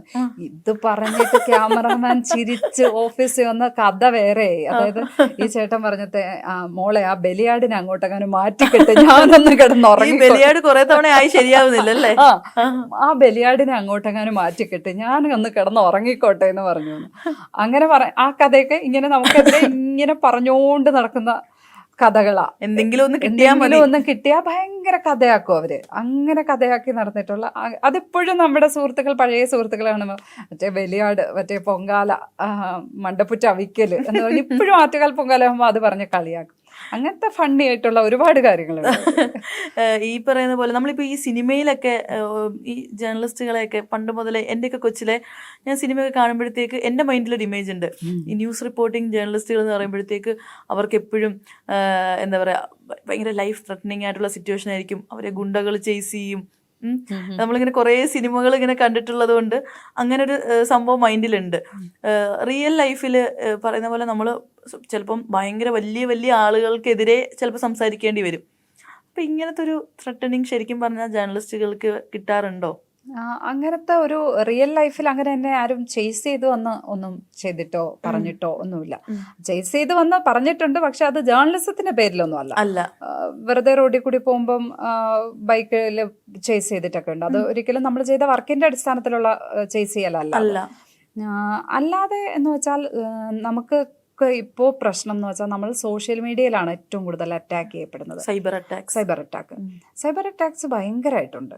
അത് രണ്ട് തരത്തിലാണ് എനിക്ക് തോന്നുന്നത്. ഒന്ന്, നേരെ വന്ന് നമ്മളടുത്ത് നമ്മളെ എഴുതുന്ന പോസ്റ്റിൻ്റെയൊക്കെ താഴെ വന്ന് എന്തെങ്കിലുമൊക്കെ എഴുതി വിടുക, എന്തെങ്കിലും തെറിയായിരിക്കാം. അത് ഞാൻ അക്കൂട്ടരെ സത്യത്തിൽ പറഞ്ഞാൽ കൂട്ടരെ അധികം ഭയപ്പെടുന്നില്ല. വേറൊരു കൂട്ടരുണ്ട്, അവർ വളരെ സൈലൻ്റായി പണിയെടുക്കുന്നുണ്ടാവും. അവർ നമ്മളെ ഡിസ്ക്രെഡിറ്റ് ചെയ്യാനുള്ള ഒരു ശ്രമം നടത്തും. അതായത് ഇന്ന ആൾക്ക് ക്രെഡിബിലിറ്റി ഇല്ല, ഇന്ന ആൾ ശരിക്കും ചെയ്യുന്നത് ഇന്ന ആൾക്ക് വേണ്ടി എന്തോ ഒരു അവർക്ക് വേണ്ടി ഒരു കൊട്ടേഷൻ പണി എടുത്തുകൊണ്ടിരിക്കുകയാണ്. അവരുടെ PR ആണ്, ഇവർ ചെയ്യുന്നത് ജേർണലിസ്റ്റിക് ആയ പണിയല്ല എന്നും വളരെ ബിഹൈൻഡ് ദ സ്ക്രീൻ ആയിരിക്കും അത് നടക്കുന്നത്. പക്ഷെ അത് നടക്കും, അത് നമ്മൾ അറിയൂ പോലുമില്ല. അതിങ്ങനെ ഭയങ്കരമായിട്ട് സർക്കുലേറ്റ് ചെയ്ത് ഒരു വല്ലാത്ത മാനിപ്പുലേഷൻ നടക്കാറുണ്ട്. അങ്ങനെ 2 തരം, ഒന്ന് ഒളിഞ്ഞുള്ള ആക്രമണവും തെളിഞ്ഞുള്ള ആക്രമണവും. അത് ഞാൻ സ്റ്റിൽ നേരിട്ടുകൊണ്ടിരിക്കുകയാണ്. ഈ പറയുന്ന പോലെ ഈ കൂട്ടത്തിലും ഉണ്ടോ, മീൻസ് നമ്മുടെ ജീവൻ തന്നെ അപകടത്തിൽ പെടുത്തണം എന്ന് പറയുന്ന ആളുകൾ ഈ കമന്റ് ബോക്സിലും ഉണ്ടാവുമല്ലോ? അങ്ങനെ എനിക്കതിനകത്ത് സത്യത്തിൽ അത് നമ്മളുടെ ജീവൻ അപകടത്തിൽപ്പെടുത്തുക എന്ന് പറഞ്ഞാൽ അങ്ങനെയല്ല. നമ്മളെ കില്ല് ചെയ്തിട്ട് അവർക്ക് വേറൊന്നുമില്ല. പക്ഷെ നമ്മളുടെ ജേർണലിസ്റ്റിനെ കില്ല് ചെയ്യാനുള്ള ഒരു ശ്രമം അത് ഭയങ്കരമായിട്ടുണ്ട്. അത് ഓരോ ദിവസവും അതിനോടുള്ള ഒരു ബാറ്റിൽ നടന്നുകൊണ്ടേയിരിക്കുന്നുണ്ട്. നമ്മളെ എങ്ങനെയും ഡിസ്ക്രെഡിറ്റ് ചെയ്യുക, ഇങ്ങനെ ഒരാൾ ചെയ്യുന്നത്. അപ്പോൾ എന്താണെന്ന് വെച്ചാൽ നാളെ നമ്മൾ എന്ത് പറഞ്ഞാലും അത് ശരിയല്ല, അതാരും വിശ്വസിക്കില്ല. മനസ്സിലായോ? ഡിസ്ക്രെഡിറ്റ് ചെയ്യുക തന്നെയാണ്. അതിനുള്ള ശ്രമം പല ഭാഗത്തുനിന്നും ഉണ്ടായിട്ടുണ്ട്. പലപ്പോഴും അത് വളരെ അടുപ്പമുള്ള ആളുകളുടെ അടുത്ത് പോലും ഉണ്ടായിട്ടുണ്ട്. നമ്മുടെ ജേർണലിസ്റ്റ് സർക്കിളിൽ അതുണ്ടാവുന്നുണ്ട്. അങ്ങനത്തെ ഞാൻ ഈ ദിവസം പോലും അതിനോട് ബാറ്റിൽ ചെയ്യുന്നുണ്ട്, ഈ ദിവസം. അപ്പം അങ്ങനത്തെ വളരെ സീരിയസ് ആയി നമ്മളെ ഈ പറഞ്ഞ പോലെ നമ്മളെ കില്ല് ചെയ്യാന്ന് പറഞ്ഞാൽ നമ്മളെ ജേർണലിസ്റ്റിനെ കില്ല് ചെയ്യാനുള്ള ഒരു ശ്രമം ഭയങ്കരമായിട്ട് നടക്കുന്നുണ്ട്. ഈ ഒരു ലാസ്റ്റ് ഒരു 1 മന്ത് നോക്കുകയാണെങ്കിൽ എനിക്ക് തോന്നുന്നു ഏറ്റവും കൂടുതൽ സൈബർ അറ്റാക്ക് വന്നിട്ടുള്ളത് ഈ ഒരു ലാസ്റ്റ് 1 മന്ത് ആയിരിക്കും. അതിന് മുമ്പ് അത്ര വലിയൊരു അറ്റാക്ക് ഒന്നും ഭയങ്കരമായിട്ടുള്ളത് ഇങ്ങനെ വന്നിട്ടില്ലായിരിക്കുമല്ലോ? വന്നിട്ടുണ്ട് പക്ഷെ ഇത്രയും ഇല്ല. അപ്പൊ ഇത് പല ലെയറിലുള്ള അറ്റാക്കാണ്. ഇത് ഞാൻ പറഞ്ഞ ഈ നേരിട്ട് വന്ന് നമ്മളെ ചീത്ത പറയുന്ന കമന്റ് ബോക്സിൽ വന്ന് തെറി എഴുതുന്നവർ ഉണ്ട്, ഇഷ്ടം പോലെ ഉണ്ട്. അവരെല്ലാം ഓക്കെ ആണ് എന്നല്ല കേട്ടോ. പക്ഷേ അവരെ നമുക്ക് ബ്ലോക്ക് ചെയ്യാം, അവർക്കെതിരെ പരാതി കൊടുക്കാം, അവരെ നമുക്ക് അറ്റ്ലീസ്റ്റ് കാണാം. പക്ഷെ അതല്ലാത്ത പണിയെടുക്കുന്നവരെ നമ്മൾ എന്ത് ചെയ്യും? നമ്മൾ എവിടെ പോയി അത് നമ്മളെ ഒന്ന് പ്രൂവ് ചെയ്യും? അങ്ങനത്തെ മനുഷ്യരുണ്ട്. അങ്ങനെ ഒരു 2 തരം അറ്റാക്കാണ് ഞാൻ സത്യത്തിൽ നേരിട്ടുകൊണ്ടിരിക്കുന്നത്. ഈ പേഴ്സണൽ അറ്റാക്സ് വരുന്നത് കൂടുതലും ഈ പറഞ്ഞ പോലെ ഒരു പ്രൊഫൈലുള്ള ആളുകൾ തന്നെയാണോ, അതോ റാൻഡം ഫേക്ക് അക്കൗണ്ട്സ് ആണോ? നേരത്തെ നമ്മൾ പറയുന്ന പോലെ പ്രൊഫൈലുള്ളവരും വരാറുണ്ട്, അങ്ങനെ അല്ലാത്തവരും വരാറുണ്ട്. അതൊന്നും തികച്ചും ഫേസ് ഇല്ലാത്ത മനുഷ്യർ മാത്രമൊന്നും അല്ല നടത്തുന്നത്. ഓരോരുത്തരുടെയും ഗ്രൂപ്പുകളിലുള്ള ഓരോ ആളുകൾ വന്നിട്ട് അവരിങ്ങനെ അറ്റാക്ക് നടത്തിക്കൊണ്ടേയിരിക്കും.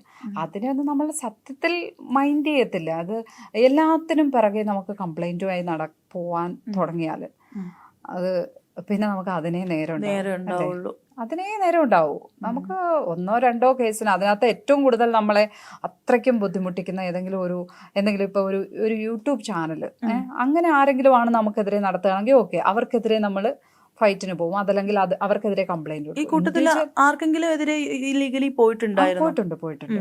ഞാനൊരു യൂട്യൂബേഴ്സിന്റെ വളരെ അനാവശ്യം പറഞ്ഞ യൂട്യൂബേഴ്സിനെതിരെ പോയിട്ടുണ്ട്. എന്തായിരുന്നു അവരുടെ ഒരു സ്റ്റേറ്റ്മെന്റ്? എന്താണ് ആ സ്റ്റേറ്റ്മെന്റിന് ഞാൻ റിപ്പീറ്റ് ചെയ്യാൻ ആഗ്രഹിക്കുന്നില്ല. അത് വളരെ മോശമായിട്ട് ആയിരുന്നു. ഈ ഇഷ്യൂലായ ഒരു സ്ത്രീ ലൈംഗിക അപവാദ കേസിൽപ്പെട്ട യുവ MLA-യുമായി ചേർത്ത് വെച്ചിട്ട് വളരെ മോശമായിട്ടുള്ള പരാമർശം നടത്തി. അപ്പോൾ അവർക്കെതിരെ ഇതിനകത്ത് എന്തുകൊണ്ടോ പലപ്പോഴും എനിക്ക് മനസ്സിലാകാത്ത തരത്തിൽ എൻ്റെ പേര് പലയിടങ്ങളിലും ഒരു വെറുതെ എന്നെ ഒന്ന് ടാർണിഷ് ചെയ്യാം, എന്നെ ഒന്ന് ഡിസ്ക്രെഡിറ്റ് ചെയ്യാം എന്നുള്ള മട്ടിൽ പല ഇടങ്ങളിൽ നിന്നായിട്ട് എൻ്റെ പേര് വന്നിട്ടുണ്ട്. അതെന്തുകൊണ്ടാണെന്ന് സത്യത്തിൽ ഇപ്പോഴും മനസ്സിലായിട്ടില്ല. പക്ഷേ എൻ്റെ പേര് അങ്ങനെ വന്നിട്ടുണ്ട് ഒരുപാട് ഇടങ്ങളിൽ. ഈ നമ്മൾ നേരത്തെ പറഞ്ഞല്ലോ ലീഗലി പോയിട്ടുണ്ടെന്ന്.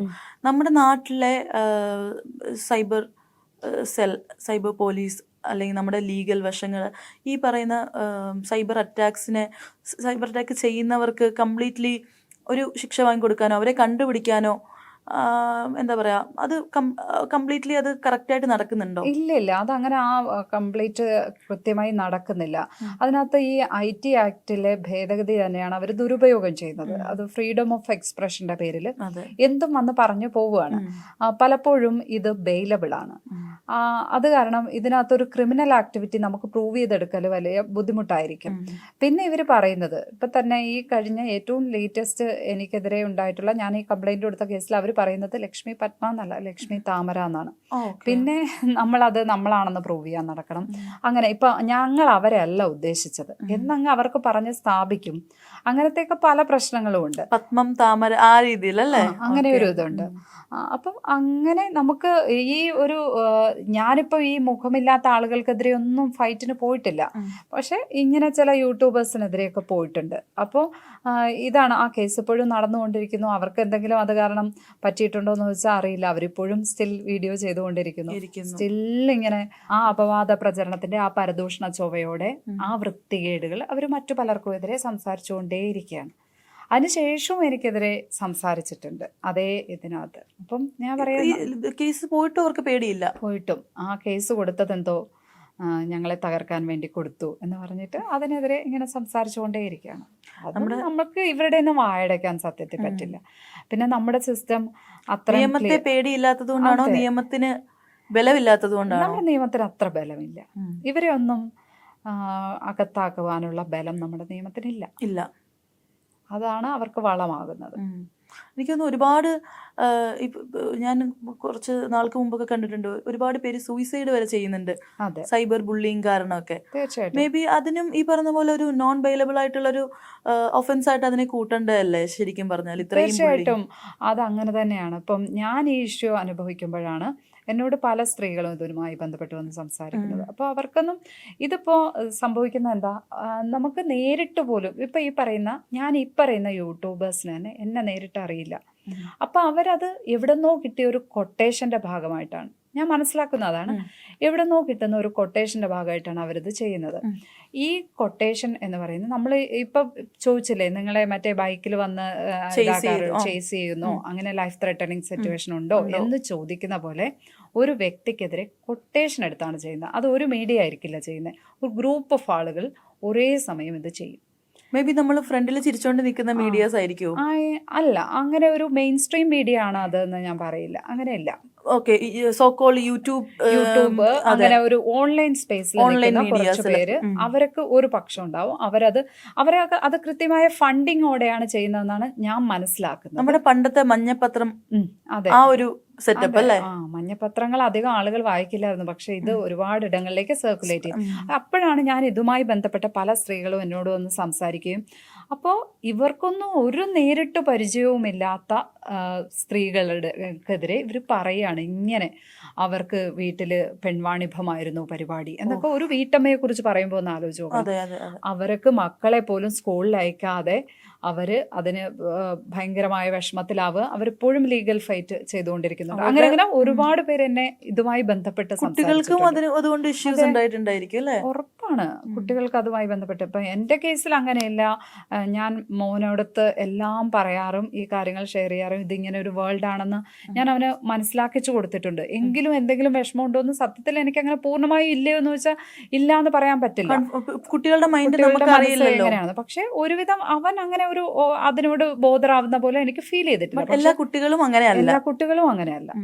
അപ്പൊ അത് സമൂഹത്തോട് മൊത്തത്തിൽ ചെയ്യുന്നത് ഈ സൈബർ ബുള്ളിയിങ്ങും ഈ സ്പേസിനെ കൃത്യമായി യൂസ് ചെയ്യാത്തത് കാരണവും എന്തൊക്കെ പ്രശ്നങ്ങളാണെന്നറിയോ. അതൊരു ഒരുപാട് പേരെ എഫക്റ്റ് ചെയ്യുന്നു എന്ന് അവരറിയുന്നതേ ഇല്ല.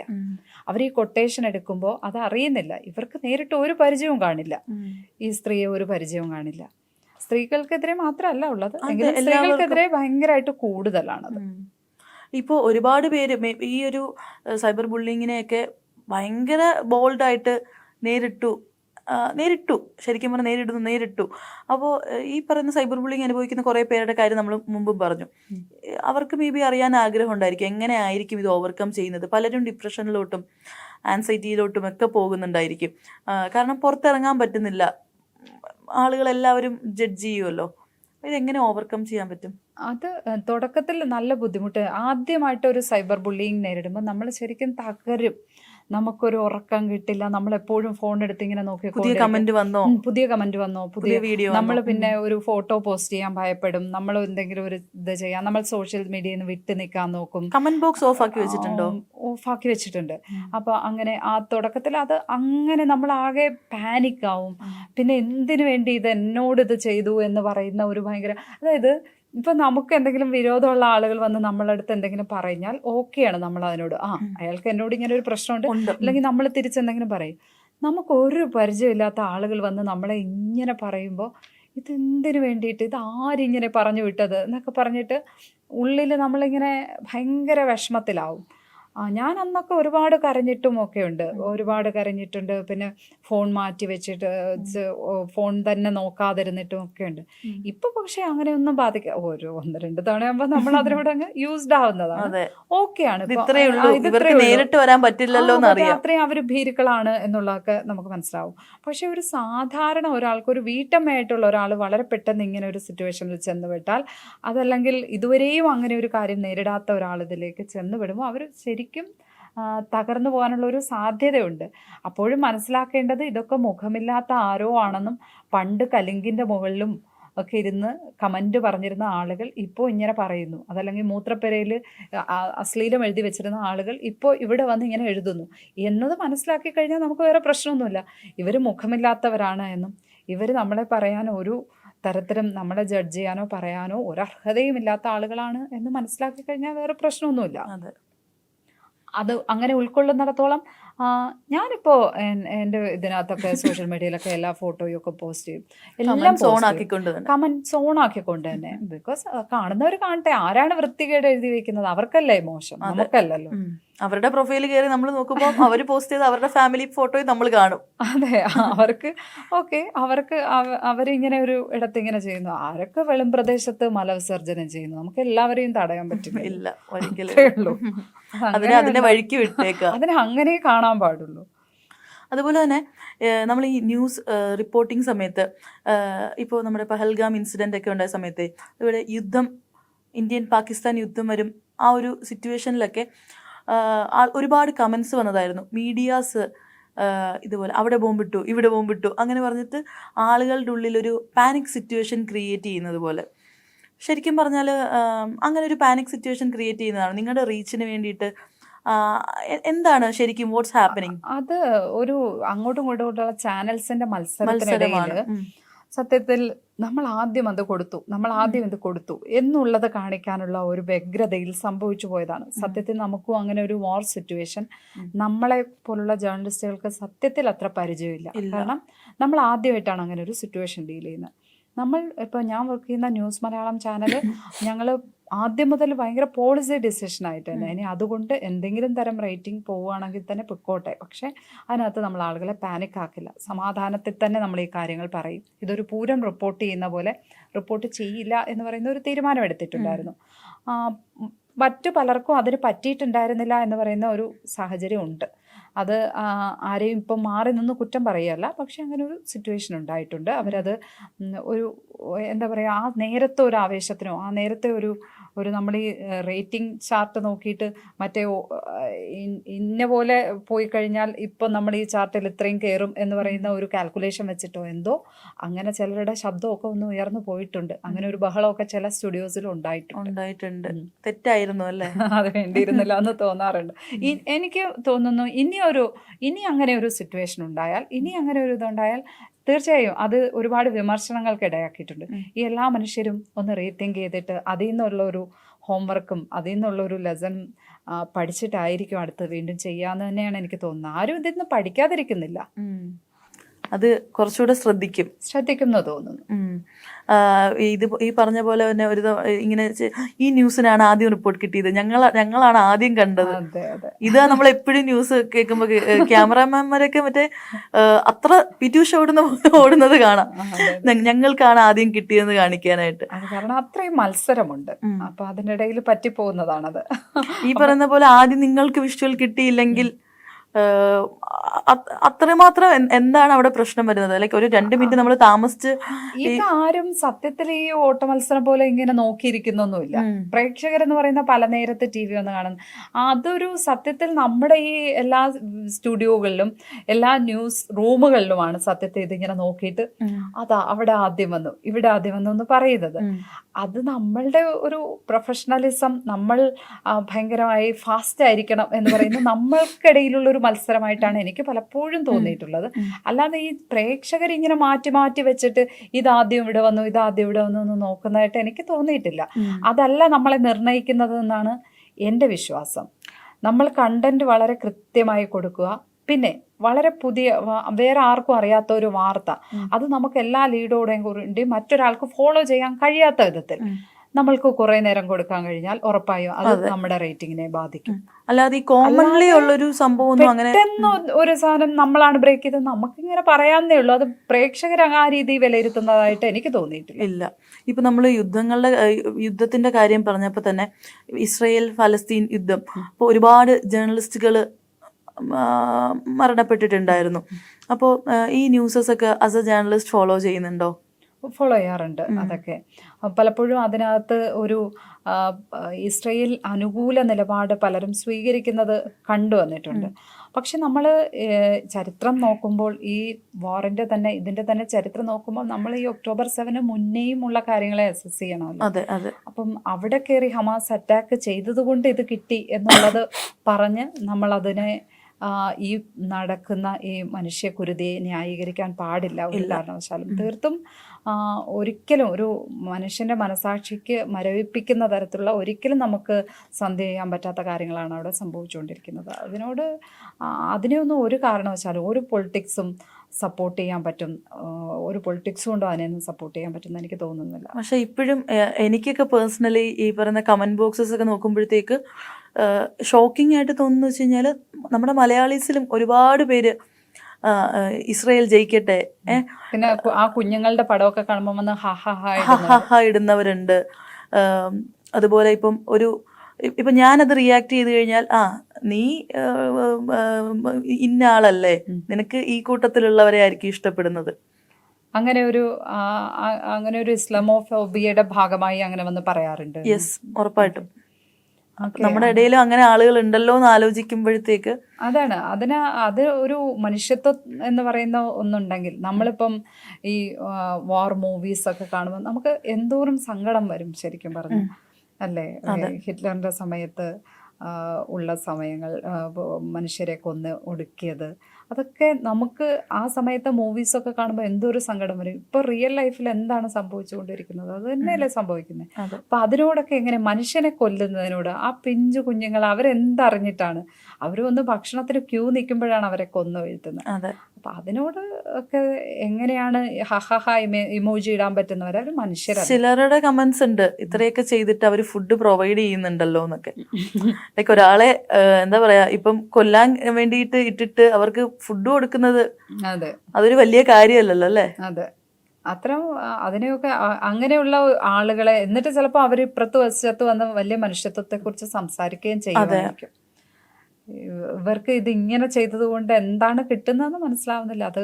അതുകൊണ്ട് ഇത്തരം ഒരു തെറ്റായ പൊളിറ്റിക്സിനെ, മനുഷ്യത്വ വിരുദ്ധമായ കാര്യങ്ങളെയൊക്കെ ഫേസ്ബുക്ക് വഴിയും സോഷ്യൽ മീഡിയ വഴിയും ഒക്കെ പ്രചരിക്കുമ്പോൾ എന്താണ് സന്തോഷം അതിൽ നിന്ന് കിട്ടുന്നതെന്ന് എനിക്ക് മനസ്സിലാവുന്നില്ല. നമ്മളിത് പറയുന്ന സമയത്ത് പലരും ചോദിക്കുമ്പോൾ നിങ്ങൾ ഉഗാണ്ടയിലെ കുട്ടികളെ കാണുന്നില്ലേ, മറ്റ് പല സ്ഥലങ്ങളിലെയും കുട്ടികളെ കാണുന്നില്ലേ. എനിക്ക് പറയാനുള്ളതെന്ന് വെച്ച് കഴിഞ്ഞാൽ എല്ലാ കുട്ടികളെയും കാണുമ്പോഴും നമുക്ക് ഈ സെയിം വിഷമല്ലേ. എല്ലാ കുട്ടികളും ലോകത്ത് എല്ലായിടത്തും കുട്ടികളും ഒരുപോലെ നിഷ്കളങ്കരാണ്. അവർക്ക് ഈ പൊളിറ്റിക്സ് ഒന്നും അറിയത്തില്ല. അപ്പോൾ അവരെ കൊന്നൊടുക്കുന്നതിന് ഒരു ന്യായീകരണവുമില്ല. അത് ഇങ്ങനെ എന്നിട്ട് അതിനെ വെറുതെ ന്യായീകരിക്കാൻ ശ്രമിക്കുക.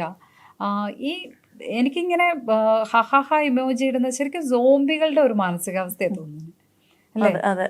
എങ്ങനെ ഇങ്ങനെ ചെയ്യാൻ പറ്റും? നമുക്ക് ആ വീഡിയോസ് ഒക്കെ വന്നു കഴിയുമ്പോഴത്തേക്ക് സത്യം പറഞ്ഞാൽ കാണാൻ പോലും തോന്നൂല. ലൈക്ക് അത് കാണണ്ടെന്ന് ഉള്ളൊരു മൈൻഡാ. കാരണം എങ്ങനെ കാണാനാ കുട്ടികളെയൊക്കെ ഇങ്ങനെ കൊണ്ടുവരുന്ന നമുക്ക് കാണാൻ പറ്റൂല. നമ്മുടെ നാട്ടിലാണ് ഉണ്ടായതെങ്കിലോ അത്രയും ആലോചിച്ചാൽ മതി. നമ്മുടെ നാട്ടിൽ നമ്മുടെ കുട്ടികൾക്ക് നമ്മളാണ് എപ്പോഴും നമുക്കൊരു കാര്യം വിഷമം തോന്നുന്നത്, അതല്ലെങ്കിൽ നമ്മൾ ആ സ്ഥാനത്ത് പ്ലേസ് ചെയ്ത് നോക്കുമ്പോഴാണ് നമ്മളെ ഒന്ന് പ്ലേസ് ചെയ്ത് നോക്കിയേ ആ ക്യൂവിൽ നിൽക്കുന്ന നമ്മുടെ കുട്ടികളാണെന്ന് ഒന്ന് ആലോചിച്ച് നോക്കിയേ. ഒരിക്കലും നമ്മൾ അതിനോട് ഇങ്ങനെയല്ല പ്രതികരിക്കുക. ചില ഇതുണ്ട്, ഇവരങ്ങോട്ട് പോയി അറ്റാക്ക് ചെയ്തത് കൊണ്ട് ഇങ്ങോട്ട് വന്നു. ഞാനിങ്ങനെ ആലോചിച്ചൊരു കാര്യമാണ്, ഇപ്പോൾ സപ്പോസ് നമ്മുടെ നാട്ടിൽ നിന്ന് ഒരു ഗ്രൂപ്പ് ഓഫ് ആളുകൾ പോയിട്ട് എന്താ പറയുക, ഇപ്പം വേറൊരു കർണാടകയിൽ, നമ്മുടെ നാട്ടിൽ നിന്ന് ഇപ്പോൾ നേരെ കർണാടകയിൽ പോയിട്ട് അവരെ അറ്റാക്ക് ചെയ്യുക. ഒരു ഗ്രൂപ്പ് ഓഫ് ആളുകൾ പോയി എന്ന് പറഞ്ഞ് അവർ നേരെ കാസർഗോഡോട്ട് വന്നിട്ട് അവിടെ ഫുൾ ആളുകളെയും കുട്ടികളെയൊക്കെ ആക്കാൻ നമുക്ക് അംഗീകരിക്കാൻ പറ്റില്ലല്ലോ. ഗാസൻ ജനത എന്ന് പറഞ്ഞാൽ അതൊരിക്കലും ഹമാസ് അല്ലല്ലോ. അല്ല, അതാണ്. ഇവിടുന്ന് ഒരു രാഷ്ട്രീയ പാർട്ടി പോയി, ഇവിടെ ഭരിക്കുന്ന പാർട്ടി തന്നെ പോയി എന്തെങ്കിലും അവർ ചെയ്യുന്ന തെറ്റിന്, ഇപ്പം ഇവിടുത്തെ കമ്മ്യൂണിസ്റ്റ് പാർട്ടി എന്തെങ്കിലും ഒരു തെറ്റ് ചെയ്താൽ അതിൽ കേരളത്തിലുള്ള ജനങ്ങൾ മുഴുവൻ ഉത്തരവാദികളല്ല, ഒരിക്കലും അല്ല. അതുപോലെ തന്നെയാണ് ആ രാഷ്ട്രീയത്തെയും ആ ജനങ്ങളെയും വേറെ വേറെ കാണാൻ പറ്റണം. ഒരു കൂട്ടം ആളുകൾ തെറ്റ് ചെയ്തെന്ന് വെച്ചിട്ട് ആ ജനതയെ മൊത്തം അങ്ങനെ ചെയ്യേണ്ട കാര്യമില്ലല്ലോ. അതെ. അപ്പോൾ ഈ നമ്മൾ ഒരുപാട് ടോപ്പിക്ക് പറഞ്ഞു.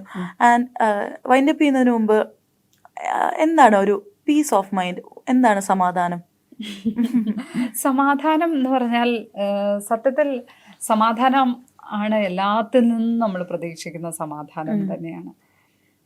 എന്നെ സംബന്ധിച്ച് സമാധാനം എന്ന് പറഞ്ഞാൽ നന്നായി ജോലി ചെയ്യാൻ പറ്റുക,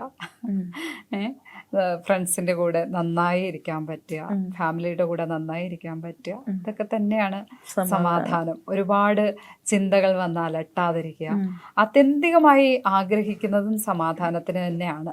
നമ്മൾ ഇങ്ങനെയൊക്കെ പറയുമ്പോഴും, നമ്മൾ ഈ ജോലിയൊക്കെ ചെയ്യുമ്പോഴും, പല പ്രശ്നങ്ങളിലും ഇടപെടുമ്പോഴും ആത്യന്തികമായി നമ്മൾ ആഗ്രഹിക്കുന്നത് എന്താണെന്ന് വെച്ചാൽ സമാധാനം തന്നെയാണ്, പീസ് ഓഫ് മൈൻഡ് തന്നെയാണ്. ഇതൊക്കെ ചെയ്യുമ്പോൾ ചിലപ്പോൾ ചില ശരിയായ നിലപാടുകൾ സ്വീകരിക്കുമ്പോൾ ഒക്കെ നമുക്ക് കിട്ടുന്നത് സമാധാനം തന്നെയാണ്. നമ്മൾ ചിലപ്പോൾ ഒരിടത്ത് ഈ പറഞ്ഞ പോലെ നമുക്ക് ചിലപ്പോൾ ഒന്നും മിണ്ടാതിരുന്നു കഴിഞ്ഞാൽ ചിലപ്പോൾ നമുക്ക് ഈ പറയുന്ന എന്തെങ്കിലും ഒരു ബഹളത്തിലേക്കൊന്നും നമ്മളെ ഡ്രാഗ് ചെയ്യില്ല, ആരും നമ്മളെ ഒന്നും പറയില്ല. പക്ഷെ അപ്പോഴും നമ്മുടെ ഇന്നർ മൈൻഡിൽ ഞാൻ അതിനോട് റെസ്പോണ്ട് ചെയ്തില്ലല്ലോ, ഞാൻ അതിനോട് അങ്ങനെ ആയിരുന്നില്ലല്ലോ പ്രതികരിക്കേണ്ടത് എന്നുള്ള ഒരു ചിന്ത വന്ന് കുത്തും. അതല്ലെങ്കിൽ നീ അവിടെ നിശബ്ദമായിട്ടിരിക്കേണ്ട ആളായിരുന്നില്ല, നിനക്ക് ഇത്രയൊക്കെ ചെയ്യാൻ പറ്റുമായിരുന്നു, എന്നിട്ട് നീ ആ സ്പേസ് അതിനു വേണ്ടി ഉപയോഗിച്ചില്ല, നീ അയാൾക്ക് വേണ്ടി സംസാരിച്ചില്ല. പക്ഷേ നമ്മളൊരാൾക്ക് വേണ്ടി സംസാരിച്ചു, അതല്ലെങ്കിൽ ഒരു പ്രശ്നത്തിൽ ഇടപെട്ടു, അപ്പോൾ നമ്മൾ ചിലപ്പോൾ കുറച്ച് ബഹളങ്ങളിൽ ഈ പറഞ്ഞ പോലെ നമ്മൾ കുറച്ച് ഇതിലേക്കൊക്കെ നമ്മൾ ഡിവേറ്റഡ് ആവുകയും കുറച്ച് പ്രശ്നങ്ങൾ ചിലപ്പോൾ നമ്മുടെ ചുറ്റും ഫോം ചെയ്യും. ചിലർ നമ്മളെ ചില ചാപ്പകൾ കുത്തി കാണുകയും ഒക്കെ ചെയ്യുമായിരിക്കും. പക്ഷേ ആത്യന്തികമായി എല്ലാം കഴിഞ്ഞിട്ട് നമ്മൾ കിടന്നുറങ്ങാൻ വേണ്ടി കിടക്കുമ്പോൾ, അല്ലെങ്കിൽ രാവിലെ എഴുന്നേറ്റ് നമ്മുടെ മുഖം കണ്ണാടി കാണുമ്പോൾ ഒരു ഫീലിംഗ് ഉണ്ടാവും, നമുക്ക് പ്രൗഡായിരിക്കും നമ്മളെ ഓർത്ത്. അത് തന്നെയാണ് എന്നെ സംബന്ധിച്ച് സമാധാനം. ഭയങ്കര നല്ല ബ്യൂട്ടിഫുൾ ആയിട്ടുള്ളൊരു ഡെഫിനേഷൻ ആയിരുന്നു. കണ്ണാടിയിൽ കാണുമ്പോൾ എന്നെ തന്നെ കാണുമ്പോൾ എനിക്ക് പ്രൗഡാകും എന്നുള്ളത്. പ്രൗഡാവും. നമ്മൾ ശരിയായ ഒരു കാര്യം ചെയ്താൽ എനിക്ക് അതാണ് പീസ് ഓഫ് മൈൻഡ് എന്ന് പറഞ്ഞാൽ. അതാണ് നമ്മൾ ആ കിടന്നുറങ്ങാൻ നേരത്ത് നമ്മൾ ആലോചിക്കുന്നു നമ്മൾ ചെയ്തത് എൻഡ് ഓഫ് ദി ഡേ നമ്മൾ ഹാപ്പി ആയിട്ടിരിക്കണം, നോ റിഗ്രറ്റ്സ്. നമ്മുടെ ഉള്ളിൽ നമ്മൾ ചെയ്ത കാര്യങ്ങൾ, നമ്മുടെ ചുറ്റും ആരൊക്കെ എന്തൊക്കെ പറഞ്ഞാൽ നമുക്കൊരു ബോധ്യം, നമ്മുടെ മനസാക്ഷിയുടെ മുന്നിൽ നമ്മൾ ഓക്കെ ആണോ എന്ന് പറയുന്ന കാര്യം ഒന്ന് ക്രോസ് ചെക്ക് ചെയ്യുമല്ലോ. ആ ഇടത്ത് നമ്മൾ ഓക്കെ ആണെങ്കിൽ ഓക്കെ, ഹാപ്പി. അപ്പോൾ എന്തായാലും എപ്പോഴും സമാധാനമായിട്ട് ഹാപ്പി ആയിട്ട് ഇതേപോലെ പ്രൗഡായിട്ട് ഇരിക്കാൻ പറ്റട്ടെ. ഒരു നല്ല ജേർണലിസ്റ്റ് ആയിട്ട് ഇതുപോലെ തന്നെ മുന്നോട്ട് പോകാൻ പറ്റട്ടെ. All the best. Thank you so much. Thank U.